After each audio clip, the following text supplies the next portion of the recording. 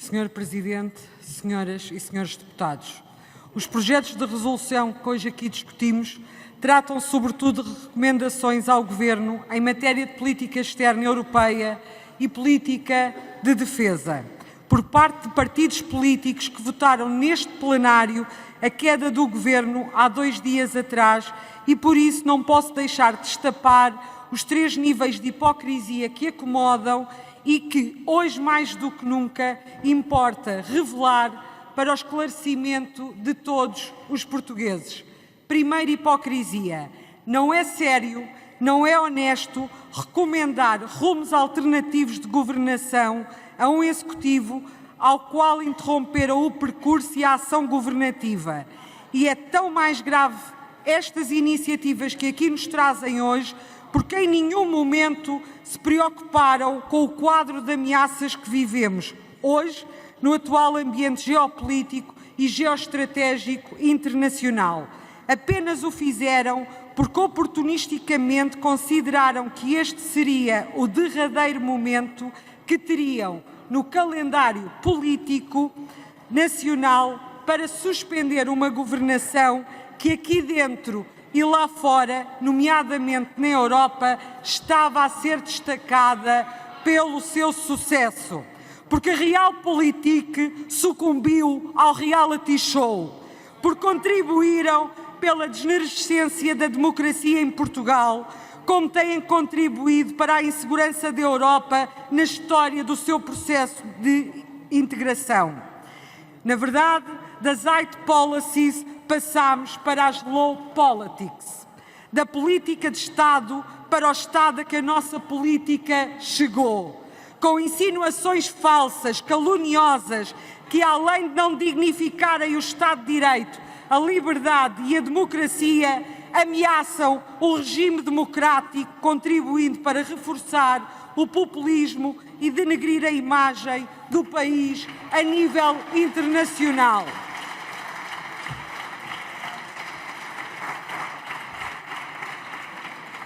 Segunda hipocrisia, porque os partidos que nos trazem aqui estes projetos de resolução rejeitam uma Europa forte. Estes partidos foram promotores ao longo dos últimos anos de um desinvestimento na defesa que nos conduziu até aqui, a uma fraqueza percepcionada quer pelos nossos inimigos, quer pelos nossos aliados. Às armas dos primeiros ficámos permeáveis a ataques. Às alianças dos segundos, ficámos amputados de autoridade. Não basta dizer que somos defensores do Estado ucraniano, pintar os nossos perfis com azul e amarelo ou indignarmos por humilhações que o presidente Zelensky tem sofrido às mãos daqueles que têm poder. O povo ucraniano e o seu presidente sabem que apenas podem contar com o poder militar, porque é o poder militar que ganha uma guerra. E sabem quem dita os termos da paz? São aqueles que ganham a guerra ou aqueles que têm condições para a ganhar.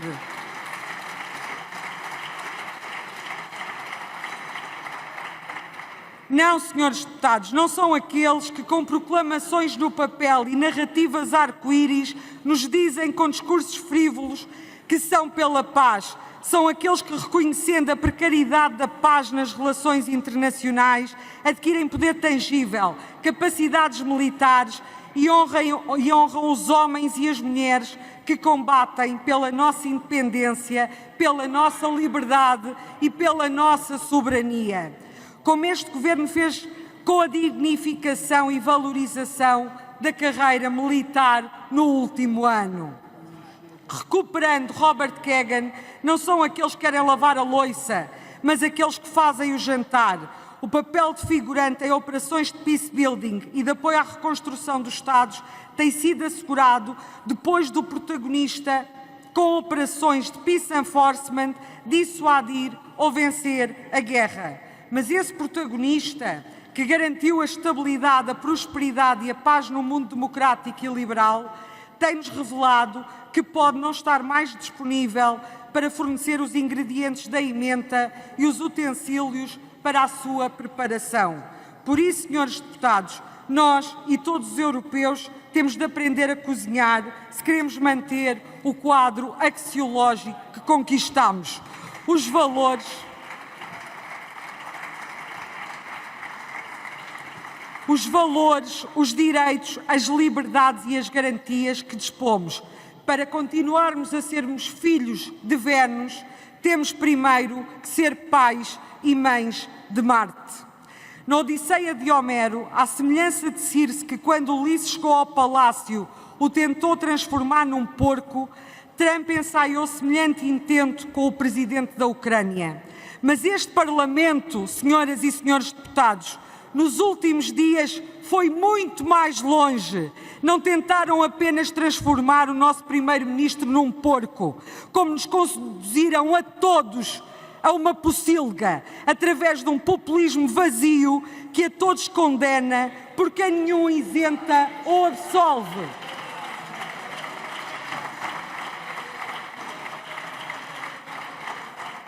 Mas o atual líder do Partido Socialista foi o principal promotor, no passado recente, da nossa história democrática, com os partidos da extrema-esquerda, anti-europeísta, anti-atlanticista e liberais, de um acordo de governação de incidência parlamentar e para o qual já vieram mostrar não apenas abertura, como total disponibilidade. Imaginem esse acordo no atual momento de exigência que vivemos. Seria o isolacionismo no mundo. O Partido Socialista não tem como seu timoneiro aquele que ainda ontem citava Adriano Moreira na Comissão de Assuntos Europeus, mas aquele que vive ideologicamente num processo revolucionário permanente de luta de classes, de crispação social, de enfermidade individual. Aquele que elogiava o coletivismo dos partidos de esquerda contra o individualismo dos partidos de direita. Aquele, e passo a citar as suas palavras a 26 de maio de 2018, que dizia: de cada um segundo as suas capacidades, a cada um as suas necessidades. Recuperadas da obra de Karl Marx, Crítica do Programa de Gotha.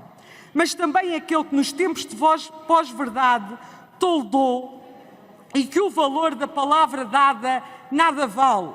Pedro Nuno Santos, depois do provável alerta de alguns camaradas me verem em lágrimas neste plenário, quer na votação da abolição das portagens nas escudos, por me saberem a favor, não obstante o cinismo e o oportunismo do Partido Socialista, e que a minha declaração de voto revelou, naquele dia que fui confrontada com um cartaz com o meu rosto no meu amado fundão, a denunciar que eu não tinha palavra, dirigiu-se a mim neste plenário e assegurou-me que não se revia naquele cartaz e que o mesmo seria retirado. Não foi. Demorou quase o tempo desta legislatura para o ser.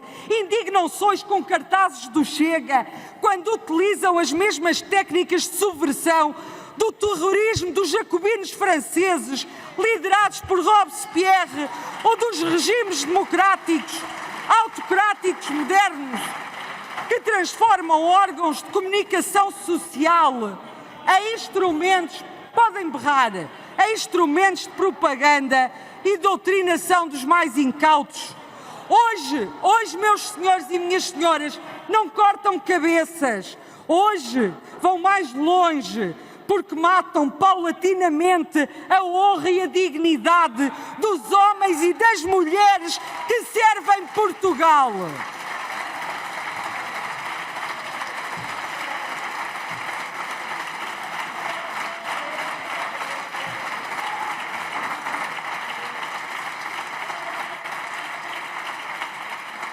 Pedro Nuno Santos nunca foi um anjo e por isso nunca nos salvará. Mas recuperando a queda de um anjo de Camilo Castelo Branco, escritor português que partilha o sobrenome com o meu distrito e que neste plenário, pela Europa e pelo mundo, procurei servir e honrar, desde que qualquer sujeito perde o siso do coração, escusado é esperar que a razão lhe o restaure, ou, em tão boa hora, ele o recupere. Depois de amargas provas, o homem, porém, que amarece tolo aos 44 anos, a mim me quer parecer que ao entardecer-lhe a vida, a tolice refinará. Terceira hipocrisia. O LIVRE manteve este debate com projetos de recomendação ao Governo de algumas propostas que já se encontram em curso no quadro institucional europeu.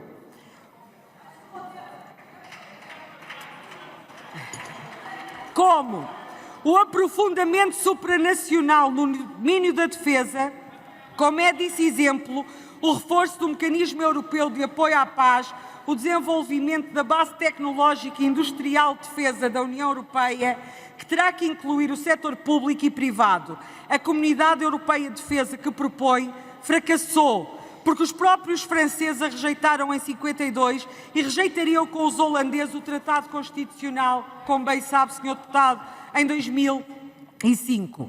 Aprofundamento supranacional não pode em nenhum momento excluir as preferências dos Estados-membros no quadro intergovernamental, até porque para tal acontecer seria necessário uma revisão do Tratado de Lisboa. Mas porque sabe que essa pretensão disfarçada de mais Europa mais não é do que a possibilidade de menos Europa, que face à relutância dos Estados em ceder soberania em matéria de defesa e política externa, poderá empurrar a Europa para maiores dificuldades de mutualização de interesses. Os Estados-membros não deixaram de ser Estados-nação e, apesar de preventivamente almejar a perversão da liberdade pela subversão securitária disfarçada de estudos sobre a resistência do sistema político português contra um choque autocrático, uma ficção apenas semelhante ao filme Relatório Minoritário de Steven Spielberg, em que um departamento de polícia especializado apreende criminosos com base em premonições fornecidas por 3 videntes chamados precoces. Não sei se o Sr. Deputado pretende transformar-se num precoce e agir preventivamente contra o livre-arbítrio dos portugueses. Antecipando crimes, vamos prender, porque o determinismo vidente da sua parte consegue avaliar aqueles que serão ou não merecedores de viver em democracia. O atual Primeiro-Ministro, o atual Governo e todos os deputados que vêm aqui do Partido Social Democrata continuarão a lutar por uma Europa livre e democrática, humanista e fraterna. Senhoras e senhores deputados, o Bloco de Esquerda não surpreende ninguém. Refere no seu projeto que a União Europeia quer repetir uma política fracassada e lançar os Estados-membros numa nova ronda de austeridade, desta vez de cariz bélico. Falam em escalada armamentista e responsabilidade nuclear e que a segurança mundial e da Europa garante-se com uma comunidade internacional comprometida com a paz. Senhores deputados do Bloco de Esquerda, eu não sei onde aterraram a nave, mas de certeza absoluta que nem no Ártico foi. De certo que chegaram há uns minutos atrás e ainda não compreenderam o que é que se passa no mundo. O projeto de integração europeu é um projeto iniciado na pós-Segunda Guerra Mundial para trazer a paz aos Estados europeus. Os europeus apenas conseguiram realizar as liberdades individuais e o Estado Social porque vivem em paz há 80 anos. Pelo menos do ponto de vista da ameaça externa, viveram. Porque internamente o vosso ódio à democracia liberal, que chamam burguesa, foi proliferando nas nossas sociedades sob um manto de superioridade moral e pedantismo intelectual. O júbilo que apresentam sempre que se fala em crise ou decadência da Europa ou dos Estados Unidos, independentemente da administração ou do presidente, é revelador do que vos move. O fim da ordem internacional liberal. Naturalmente que a nossa capacitação militar e com isso a nossa capacidade de projeção de poder como ator global credível contraria a vossa ambição. Mas assevero-vos que o nosso Primeiro-Ministro e este Governo, se continuarem a ser merecedores da confiança dos portugueses, estarão sempre ao lado de uma Europa estrategicamente forte e resiliente. Senhoras e senhores deputados, é precisamente nos momentos de maior exigência que o ser humano revela o seu melhor e o seu pior. Nos últimos dias, a oposição em Portugal revelou o seu pior. Não contem comigo, nem contem com o Partido Social Democrata para esta decadência moral. Contem conosco para revelar o seu melhor no sentido de reformar e transformar Portugal e devolver aos portugueses a esperança de um futuro melhor e à Europa a salvaguarda da paz. Permitam-me que recupere um poema que escrevi há uns anos, que diz o seguinte: ó Europa, doce Europa, filha da Genor, o que fizeste a Zeus e a todos os europeus. Entre a sedução e o abandono, o amor e o horror, na chegada e na partida somos todos teus plebeus. Do Atlântico aos Urais, o teu corpo ficará aprisionado e o rubi dos teus lábios será do sangue derramado. Sob os teus membros jazerão os mortos e do teu ventre nascerá o Estado e os revoltos. O teu filho alimentar-se-á de ódio e de guerra e será temido por toda a terra. Perderá clemência e humanidade apenas para salvar a nacionalidade. Na tua derme serão tatuadas estrelas e sairás de Creta para Bruxelas.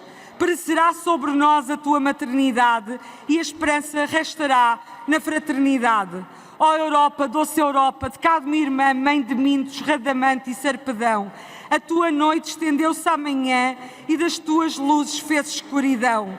Atenas, Roma, Lisboa, Paris ou Viena encontram-se agora de quarentena. Voltaire, Cain e Constant não são ciência e à morte do seu legado fica a condolência. O Primo Levi e a sua bárbara experiência, a tua arte e cultura estão em decadência. Não adentram num tubo de ensaio e cada um de nós é agora lacaio. Ó Europa, Europa de todos nós, bendigo o teu nome e invoco a tua ressurreição, para que sejamos novamente afortunados e dos valores e riqueza se faça reparação. As palavras Milosca às tuas crianças esvaneceram-se por entre a azáfama. Descartes e Spinoza peregrinam entre a lama e da racionalidade resta-nos a lembrança. Renasce, Europa, acorda! Salvai-nos ou dai-nos a corda. Devolve-nos de Locke a liberdade e leva para as trevas a pós-verdade. Que o Minotauro te dê força e alento e a todos os homens do Parlamento. Exerce a tua superior magistratura ou reduzir-te-ás a uma simples caricatura.